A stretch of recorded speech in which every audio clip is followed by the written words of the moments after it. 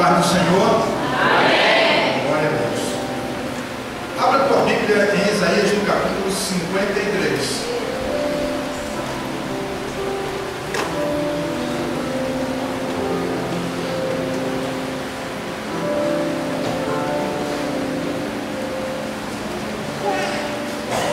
Cadê o Nilson? Nilson? Antes de nós começarmos a ler esse texto, queria que você ouvisse essa canção.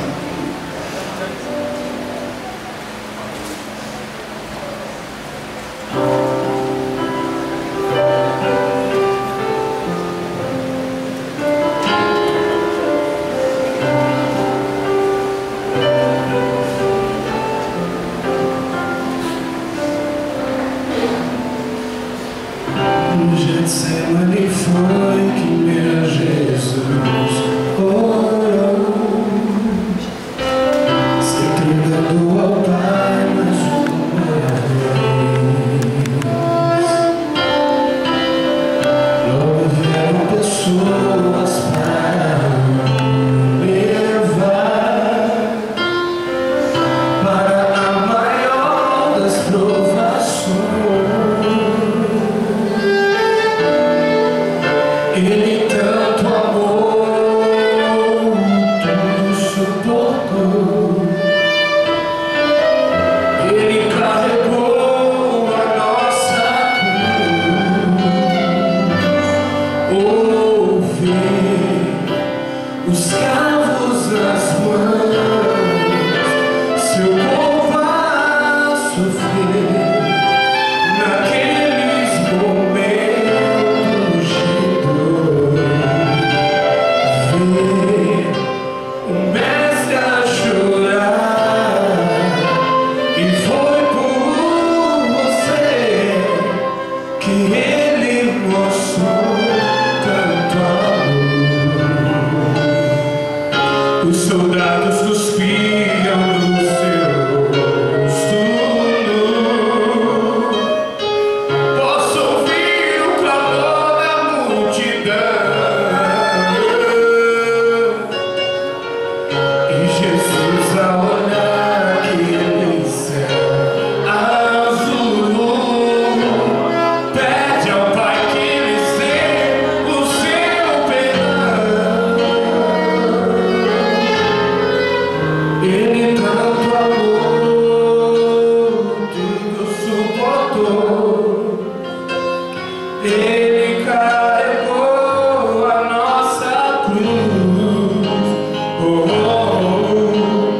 Ver os cravos nas mãos, seu povo a sofrer. Naqueles momentos de dor, ver o mestre a chorar. E foi por você que ele mostrou tanto amor. Ele tanto me amou, ele tudo por mim suportou. Carregou minha cruz. Vem ver.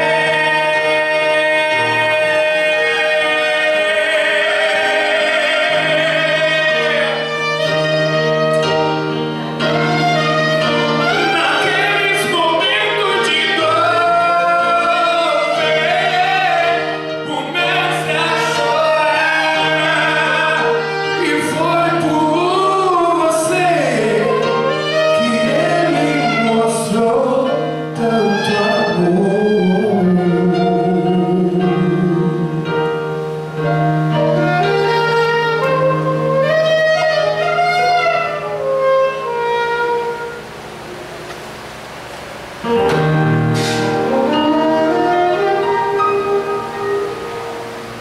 Glória a Deus.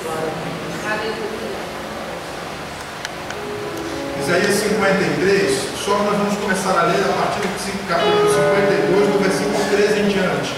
Deixa eu compartilhar com você um texto muito especial. Diz assim, a gente começa no 52, no versículo 13, vamos entrar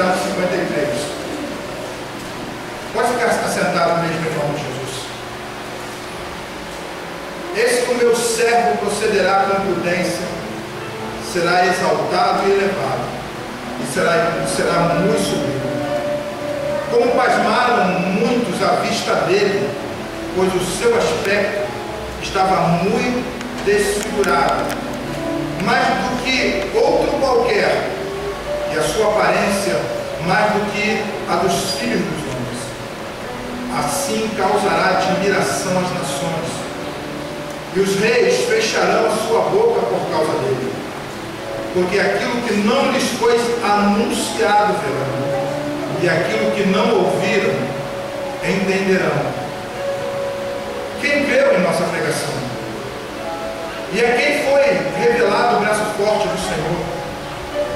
Porque foi subindo como renovo perante ele, e como raiz de uma terra seca, não tinha aparência nem formosura. Olhando-o, mas nenhuma beleza havia que nos agradaste. Era desprezado, o mais rejeitado entre os homens, homem de dores, e que sabe o que é padecer, e como um de quem os homens escondem o rosto, era desprezado, e dele não fizemos caso. Certamente, ele tomou sobre si as nossas enfermidades e as nossas dores, levou sobre si, e nós o reputávamos por ferido de Deus e oprimido. Mas ele foi transpassado pelas nossas transgressões e moído pelas nossas iniquidades. O castigo que nos traz a paz estava sobre ele, e pelas suas pisaduras nós fomos sarados. Todos nós andávamos desgarrados como ovelhas, cada um se desviava pelo seu caminho, mas o Senhor fez cair sobre ele a iniquidade de todos nós. Ele foi oprimido e humilhado, mas não abriu a sua boca. Como cordeiro foi levado ao matador, e como ovelha muda perante os seus tosquiadores, ele não abriu a sua boca. Por juízo o opressor foi arrebatado, e de sua linhagem quem dele cogitou? Porquanto foi cortado da terra dos viventes, por causa dos transgressores do meu povo foi ele ferido. Designaram-lhe a sepultura com os perversos, mas com os ricos estava na sua morte, pois que nunca fez injustiça, nem dolo algum se achou em sua boca. Todavia, ao Senhor agradou moê-lo, fazendo-o enfermar. Quando der ele a sua alma como oferta pelo pecado, verá sua posteridade, prolongará os seus dias, e a vontade do Senhor prosperará nas suas mãos. Ele verá o fruto do seu penoso trabalho, e de sua alma e ficará satisfeito. O meu servo, o justo, com o seu conhecimento, justificará muitos, porque as iniquidades dele levaram sobre si. Por isso, eu lhe darei muito como a sua parte, muitos como a sua parte, e com os poderosos repartirá ele o despojo, porquanto derramou a sua alma na morte, foi contado com os transgressores, contudo levou sobre si o pecado de muitos, e pelos transgressores intercedeu. Feche os teus olhos. Senhor, eu quero te agradecer, Pai, pela leitura dessa palavra, por tudo que aconteceu até aqui. Agora eu quero te pedir, Senhor Deus, um sentimento, Senhor, contrito diante de Ti. Faz-me, Senhor Deus, ver aquilo que os meus olhos não viram até agora. Interpretar aquilo, Senhor Deus, que ao homem não foi dado, mas que está revelado para nós. Senhor, toma nas tuas mãos cada coração que aqui está. Senhor, de tudo que aconteceu aqui, Senhor, fala que o teu Espírito tenha liberdade e encontre corações abertos para ouvir a tua voz. Senhor, só tu podes convencer o homem do pecado, da justiça e do juízo. Só Tu podes, Senhor Deus, trabalhar a mente e o coração. Dá-me graça, Senhor Deus, para transmitir a Tua palavra de maneira fiel. Ajuda-me, Senhor Deus. Toma nas Tuas mãos. É o que nós te agradecemos, é o que eu te agradeço. Em nome de Jesus, a igreja pode dizer amém? Amém. Deixa eu começar com uma história. Conta-se que um homem muito rico tinha um filho, e o seu filho foi chamado à guerra. E lá na guerra ele conheceu um rapaz, e ele se tornou muito amigo desse rapaz. E durante o bombardeio, diante da grande luta, aquele amigo do filho desse homem estava para tomar um tiro, e ele se colocou na frente daquele rapaz, tomou um tiro por ele, e ele veio a falecer. Acabando a guerra,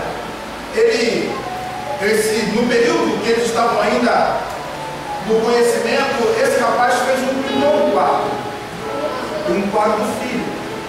E acabando a guerra, ele foi até a casa do pai desse rapaz, e chegando lá, ele se apresentou que era amigo do filho dele, disse que ele havia falecido, e ele só estava ali porque aquele rapaz havia dado a vida, havia se colocado na frente dele no período que alguém haveria de matá-lo, e ele se colocou na frente.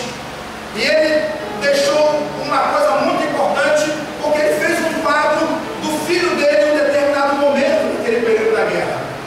E aquele homem ficou muito agradecido, e quando ele olhou o quadro, ele viu o rosto do filho, e ele ficou muito emocionado, porque naquele momento ele percebeu que aquele jovem havia capturado uma imagem muito especial do filho, com todo um fundo, com toda uma expressão muito forte. Ele chorou. E aquele rapaz saiu daquele lugar alegre, e porque naquele momento aquele senhor disse para ele: quanto é que custa esse quadro?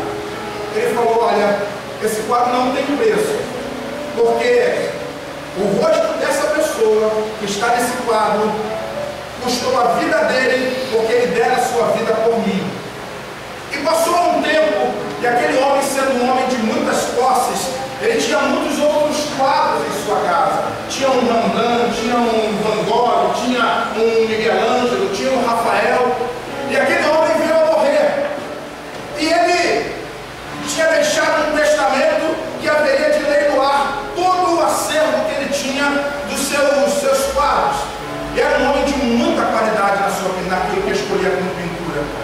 Então, veio e se fez um grande leilão, e homens que eram muito conhecidos na arte da pintura, sabendo que aquele senhor, que aquele homem tinha uma das melhores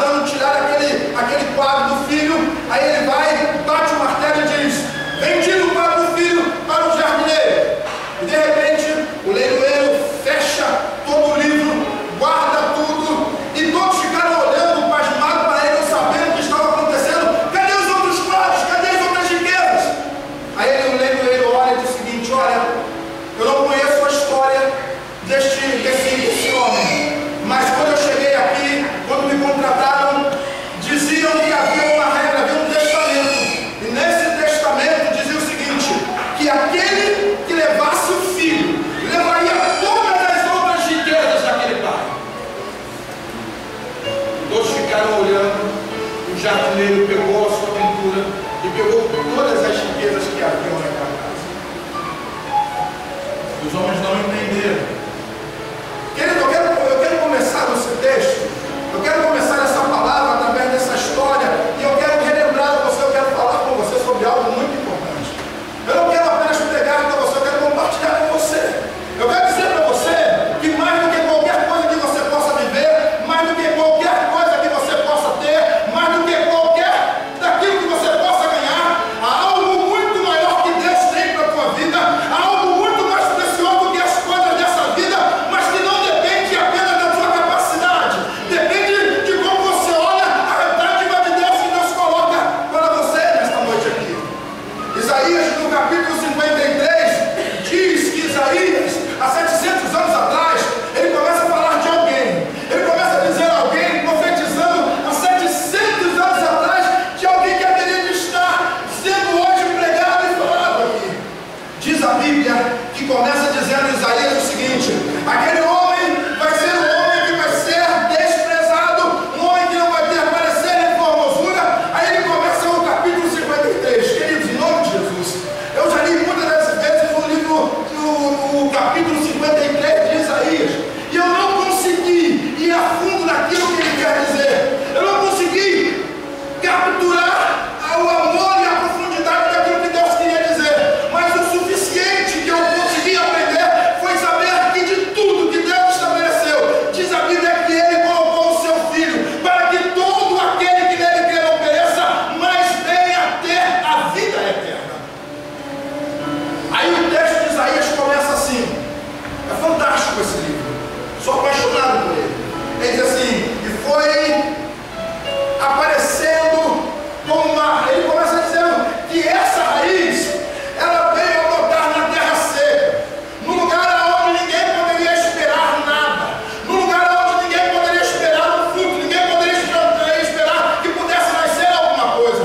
Parece que eu vejo aqui o tempo que Felipe encontra com Jesus, ele vai correndo para Natanael e diz: Natanael, nós encontramos o Cristo, eu encontrei o Salvador. Aí de onde é? Ele é de Nazaré. Aí Natanael abaixa a cabeça e fala assim: por acaso pode vir alguma coisa boa de Nazaré? Aí, querido, Isaías já começa dizendo: olha, e como uma raiz de uma terra seca, de um lugar onde que não pode botar nada com vigor e que não pode dar fruto. Aí diz, ele começa dizendo o seguinte: olha, essa terra seca nem não tinha parecer nem formosura. Olhávamos para ele e víamos um homem de dor, um homem comum, um homem que parecia estar sofrendo, um homem que parecia não ter nada além daquilo que a gente via. Ele, Isaías, diz que nada nós olhávamos para ele e poderia ter alguma coisa que poderia ser desejada. Por que será que não poderia ser alguma coisa que alguém pudesse desejar, pastor Mauro? Sabe por quê? Porque olhando para ele, querido, nós não vemos nada. Na cruz do Calvário, durante a sua trajetória na terra, as pessoas olhavam para ele e diziam: esse é mais um mestre, esse é mais um homem que veio por aqui e vai passar, essa é mais uma onda do imperador, esse é mais alguma coisa que é mais uma moda aí que o mundo está dançando. As pessoas olhavam para ele e poderiam se comparar nos seus palácios, mas diz a Bíblia que Jesus nunca entrou no palácio, Jesus nunca entrou no meio dos grandes homens. Jesus andava pelas campinas, Jesus andava pela areia do mar. Era lá, querido, que ele fazia questão, quando a mulher veio ter ele, trazida por um grupo de religiosos e de homens que parecia ser a nata da sociedade. Chega lá e diz: olha, essa mulher foi pega em pleno ato adulterando. E Jesus vai escrevendo na areia, e as pessoas dizem: na lei de Moisés diz que nas trás devem ser apedrejadas. Aí Jesus olha para ele, talvez na minha humilde opção de entender alguma coisa, talvez Jesus olhasse para a areia, talvez olhasse para eles, talvez olhasse para a mulher. Eu quero abrir um parênteses e contar uma outra história. Conto uma história de dois amigos que eles vinham por um caminho e um de repente olhou para o outro e ele fez algo que não agradou. O amigo foi e deu um tapa no rosto daquele colega dele. Aí ele, muito magoado, ele foi na areia perto da praia e escreveu a sua mágoa. Passou um tempo, eles continuaram andando, e de repente aquele amigo, mais uma vez, estava morrendo numa água, e tentou nadar, só que estava muito fundo. Aí o outro amigo foi, o ajudou, aí ele pegou um canivete, ele foi até uma árvore e escreveu a ajuda que o amigo deu. Aí o amigo falou assim: eu não entendi, como é que pode? Quando eu te ofendi, quando eu te bati no rosto, você escreveu na areia, e agora que eu te salvo, você escreve na rocha, você escreve na árvore. Ele fala: quando a gente tem um amigo do coração, alguém que a gente ama e nos ofende, a gente escreve na areia, onde o vento pode apagar e onde a água do mar pode tirar as impressões. Mas quando algo de tremendo ele faz por nós, tem que ser escrito num lugar que haja um memorial, todas as pessoas que passam por ali possam enxergar e ver como um grande amigo fez uma grande obra. Nessa noite eu quero dizer uma coisa para você: não importa os seus pecados, porque os seus pecados, a Bíblia diz que Deus lançou para as suas portas para a profundeza do mar, e lá o diabo não pode pescar. Mas quando, por causa do grande amor de Deus, ele escreveu no seu próprio coração, porque diz a palavra de Deus, porque Deus amou o mundo de tal maneira que deu o seu único filho, para que todo aquele que nele crê não pereça, mas tenha a vida eterna. Você está me entendendo o que eu quero dizer? Isaías 53, ele fala de alguém que vem, que as pessoas olham e dizem: não pode ser. Mas Deus diz: não pode ser. Aqueles que olhavam para a cruz do Calvário diziam: como é que pode? Alguns diziam: se você é o Cristo, desce daí e salva-te a ti mesmo. Para o ladrão que estava do lado esquerdo de Jesus, ele diz: olha, esse homem aí não é nada. Mas para o ladrão que estava à sua direita, olhou e falou: olha, rapaz, quero dizer uma coisa para você. Nós estamos aqui porque merecemos, mas esse está aqui, ele não fez nada, ele não pecou, ele não errou, ele não fez nada que pudesse estar aqui. Aí ele olha para Jesus e não olha alguém miserável. Ele olha para Jesus, não olha alguém condenado porque estava na cruz do Calvário. Ele olha para Jesus e vê o rei que resolve tomar o meu lugar e o teu lugar na cruz do Calvário, porque lá não era o lugar dele, mas diz a Bíblia que ele se fez maldição por mim e você.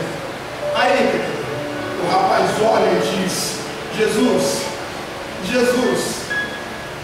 quando entrares, gente, é fantástico isso, que declaração.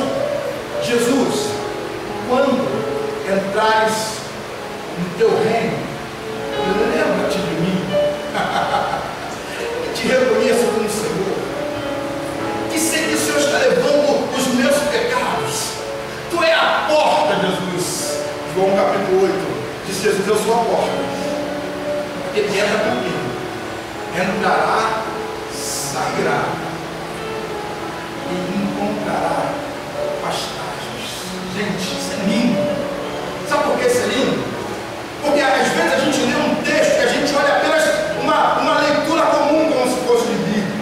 Entra dentro da história, pensa o que está acontecendo naquele momento, olha para o sofrimento de quem está ali, querido, e se coloca aqui no lugar e pensa: aquilo era para mim. E diz a Bíblia: e ele levou sobre si os nossos pecados e as nossas dores, e pelas suas pisaduras nós fomos sarados. Queridos, Isaías 53, há 700 anos atrás, ele tem uma antevisão do futuro, não apenas do futuro que haveria de acontecer, mas do futuro da humanidade, que seria não apenas um futuro comum, mas seria o destino da humanidade. Aí diz a Bíblia, no versículo 3, diz: ele era desprezado e mais rejeitado entre os homens. Aqui, querido, diz a Bíblia que ele era homem de dores. Sabe por que ele era homem de dores? Porque Jesus vivia a vida comum. Jesus, ele era carpinteiro. Talvez eu fique imaginando que ninguém poderia colocar a mão e trabalhar numa madeira bruta como ninguém, porque ele aprendeu com o pai. Ele aprendeu a pegar a madeira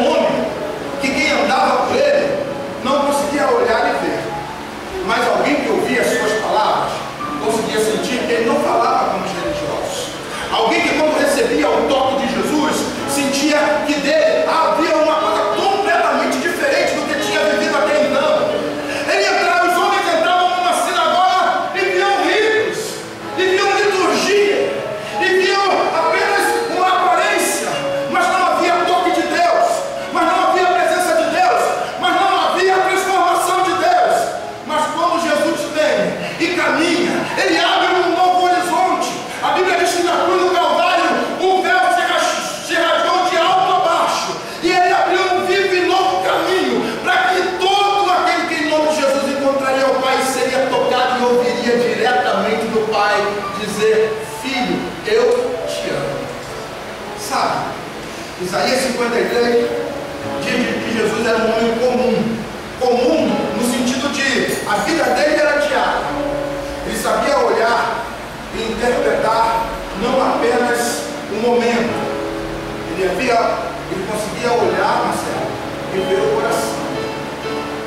Ele sabia a intenção e a necessidade da alma. Ele sabia olhar e dizer: mulher, onde estão os teus acusadores? A mulher olha para Jesus. Olha, está esperando pedradas. E ela olha e vê que não tem mais ninguém. E ela diz: Senhor, os meus acusadores foram embora. E ela ouve de Jesus falar: se eles não te condenaram, eu te condeno. Querido, não sei o que te impede de viver uma vida com Deus. Quais são as tuas dificuldades? Pastor, eu ainda fumo. Pastor, eu ainda adultero. Pastor, eu ainda me prostituo. Pastor, eu posso pensar, essa coisa vai ser difícil. Mas quando a gente vai a Jesus, Jesus olha, Jesus não vê o que te impede. Jesus não vê a dificuldade, Jesus vê as possibilidades. Ele olha para você e não vê alguém que está impedido. Ele diz não ao que é aparente, ele fala ao teu coração, ele fala: filho, em mim você pode todas as coisas. Glória a Deus. Não há cadeia que Jesus não possa quebrar. Aleluia. Não há grilhões que Jesus não possa quebrar. Aquilo que é impossível aos homens é possível para Deus. Você pode repetir? Aquilo que é impossível para os homens é possível para Deus. Você pode falar para quem está do seu lado? Aquilo que é impossível para os homens é possível para Deus. Você pode aplaudir o nome do Senhor?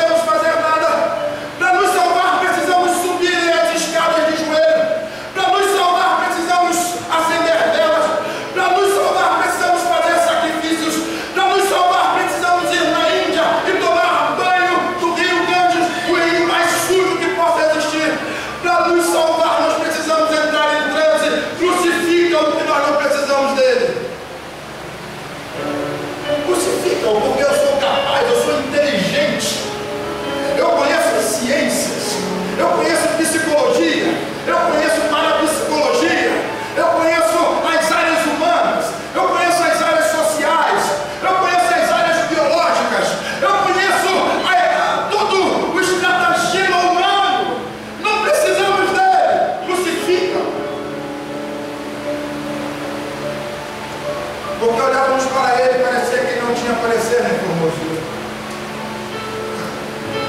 Enganávamos. Ele foi oprimido e moído, mas ele não abriu a sua boca. Diziam para ele: se tu és filho de Deus, desce daí.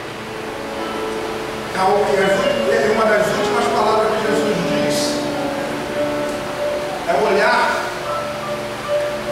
de lá de cima, do Calvário, da cruz, e só uma palavra Jesus conseguia dizer: Pai, perdoa-os. Eles não sabem o que fazer. Esse trecho é um trecho muito especial, porque aparentemente o inferno parecia que estava, matamos o filho de Deus, Israel. O inferno estava em festa, porque mataram a possibilidade do homem chegar diante de Deus. Alguns diziam: o diabo sabia, ele não sabia. Ele sabia que a cruz trazia uma grande surpresa para a humanidade. Havia não uma última carta, mas havia um propósito de Deus por trás da cruz. Os homens, diz a Bíblia, que meneavam a cabeça ao olhar para aquilo, mas não sabiam que a maior vitória estava atrás de uma aparente derrota. Quero dizer isso para você. A gente costuma mensurar as coisas sobre vitórias e derrotas. Mas eu aprendi uma coisa: enquanto você está vivo, você pode viver, enquanto você está vivo, você pode viver uma aparente derrota. Mas quando você olha para o céu, tem a eterna vitória por Cristo Jesus. Então não desista. Não entregue os pontos. Está difícil, mas Ele sustentou a cruz por causa de você. Está difícil caminhar, estende a mão, porque a Bíblia diz que as mãos do Senhor não estão encolhidas para que não possa salvar. Está doendo? Grita por socorro, porque a Bíblia diz que os ouvidos do Senhor não estão tapados para que não possa ouvir. Ele vai mover céus e terras por causa de você. Se Ele levou o filho dele até as últimas consequências, querido, a Bíblia diz: se Ele, por causa de nós, não poupou o seu filho, quanto mais, gente, isso é lindo, quanto mais não nos dará todas as coisas. Existe algo tão tremendo para você. Eu não estou falando de você ter um bom emprego, eu não estou falando de você ter riqueza, eu não estou falando disso, que isso é consequência da respostas às habilidades. Vocês estão me entendendo? Respostas com habilidades. As respostas que a gente dá no mundo, se não for com habilidade, você não consegue sucesso. Sucesso não é simplesmente ser inteligente ou não ser inteligente, é a maneira de como você responde, a maneira de como você trata diante das circunstâncias da vida. Por isso que você tem uma responsabilidade. Respostas com habilidade. Você tem respostas e habilidades. Deus te deu isso.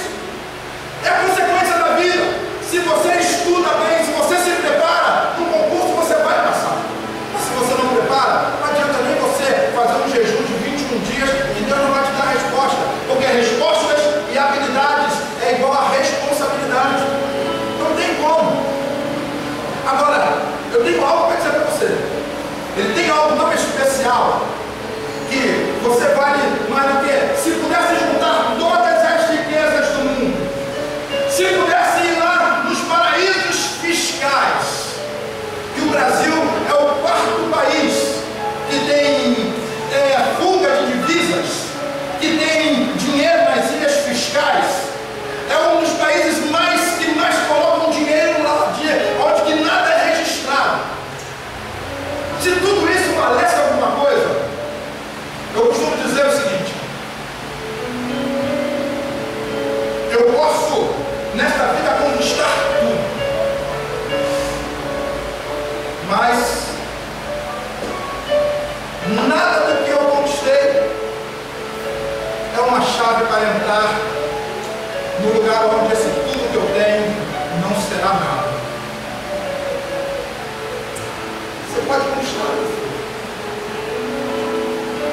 diz que adianta o homem ganhar a sua vida e perder a sua alma. Deixa eu terminar. Isaías, no capítulo 53, ele começa a dar um desfecho. Designaram no versículo 9, designaram-lhe a sepultura com os perversos. Versículo 10. Deus agradou Moelo, fazendo-o infernar. Ele diz que de tudo aquilo que ele passou, no final, eu disse hoje à tarde aqui, que quando a gente está no centro da vontade de Deus, o começo pode ser amargo, difícil, mas o final é final de bênção. Quando eu estou no centro da minha vontade, o começo pode ser muito bom, mas o final não vai ser bom. A Bíblia diz que de tudo que aconteceu, que de tudo que ele fez e a cruz que ele levou, os cravos que ele tomou, diz a Bíblia que quando ele está junto ao Pai, ele diz lá no versículo 11, ele diz o seguinte: ele verá o fruto do seu penoso trabalho. Quantos daqui já foram marcados pelo sangue de Jesus? Pode levantar as mãos. Quantos daqui já foram marcados pelo sangue de Jesus? Já são lavados e remidos na cruz do Calvário? Pode levantar as mãos. Ele olha e diz: ele olhará e verá o fruto do seu penoso trabalho e ficará satisfeito. Ele vai dizer: Pai, aqui tem as marcas por aquilo que sofri, mas essas marcas, Pai, foi por causa do Marcelo, foi por causa do Antônio, foi por causa do Mauro, foi por causa do Léo, foi por causa do Antônio. Quando eu falar foi por causa, você fala o seu nome. Foi por causa do ele verá o fruto do seu penoso trabalho e vai se alegrar com isso, querido.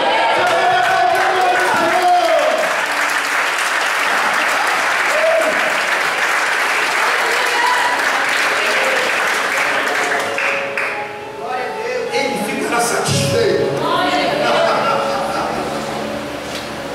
Ele vai olhar homens transformados, mulheres restauradas, jovens caminhando para a glória, por causa do fruto do seu penoso trabalho. Ele vai ficar satisfeito. Sabe o que é ser satisfeito, querido? É ser pleno em alegria, é ser agradado plenamente, é dizer valeu a pena, é dizer valeu sofrer, é valeu estar na cruz do Calvário. O inferno foi totalmente desbaratado, porque ele tinha uma visão e olhava e via você, querido, na cruz do Calvário. Eu creio. Para terminar essa palavra, como diz o pastor, como certo pastor aí, vou terminar de falar. Deixa eu dizer uma coisa para você. Queria que você fechasse os seus olhos. Tem uma música que eu sei que muita gente não sabe, mas vocês vão ter que aturar a minha voz, porque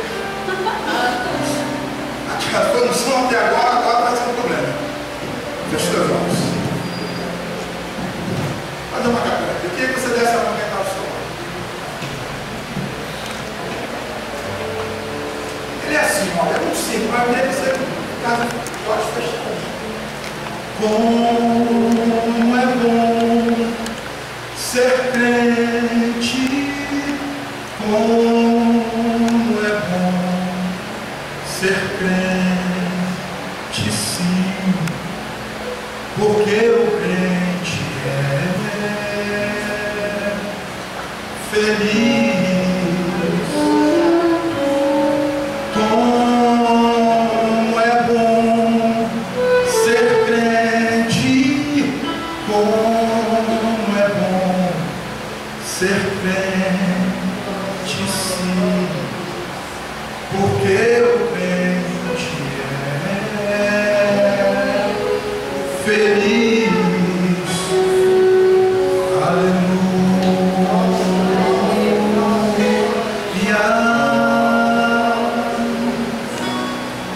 Como é bom ser assim.